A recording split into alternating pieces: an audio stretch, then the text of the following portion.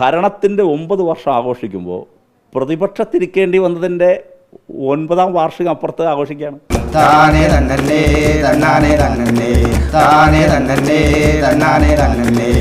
നീല ടാർപ്പയും ചുവന്ന കസേര അവിടെ പറക്കി ഇടേണ്ടി വരികയാണ്.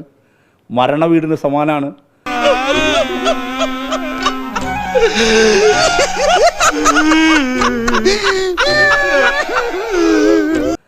കച്ചവടം പൊട്ടിയപ്പോൾ വട്ടായി പോകുന്നതിന്റെ അവസ്ഥ അറിയില്ലേ? എനിക്കൊന്നും മനസ്സിലാവുന്നില്ല.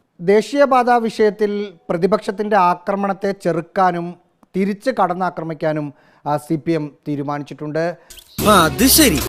അതിൻ്റെ ഭാഗമായാണ് UDF നേതാക്കൾ ചെയ്യുന്നത് ഈ സംസ്ഥാനത്തോടുള്ള ദ്രോഹമാണ് എന്ന നിലപാടെടുക്കുന്നത്. നമുക്കൊപ്പം DYFIയുടെ അഖിലേന്ത്യാ പ്രസിഡന്റും MP-യുമായ A. റഹീമുണ്ട്.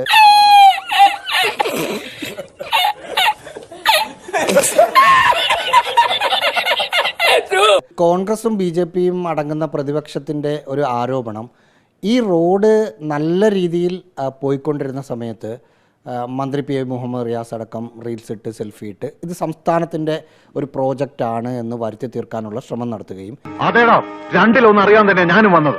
രണ്ടിലാണെങ്കിൽ പോയിരിക്കടാ. അതെ, വെറുതെ വിള്ളൽ വന്നപ്പോൾ ഇതിന് കൈയൊഴിഞ്ഞു. ഇതിനെക്കുറിച്ച് ഒന്നും പറയാനില്ലാത്ത നിലപാടാണ് മന്ത്രിയും സർക്കാരും CPM-ഉം ഒക്കെ എടുക്കുന്നത് എന്നാണ്. അല്ല, ഞങ്ങളുടെ നേട്ടത്തിൽ ഞങ്ങൾക്ക് റീൽസ് ഇടാനും അവകാശവാദം നടത്താനും ഞങ്ങളിത് പ്രചരിപ്പിക്കാനുമുള്ള മാന്യവും ജനാധിപത്യപരമായ അവകാശം ഞങ്ങൾക്കില്ലേ?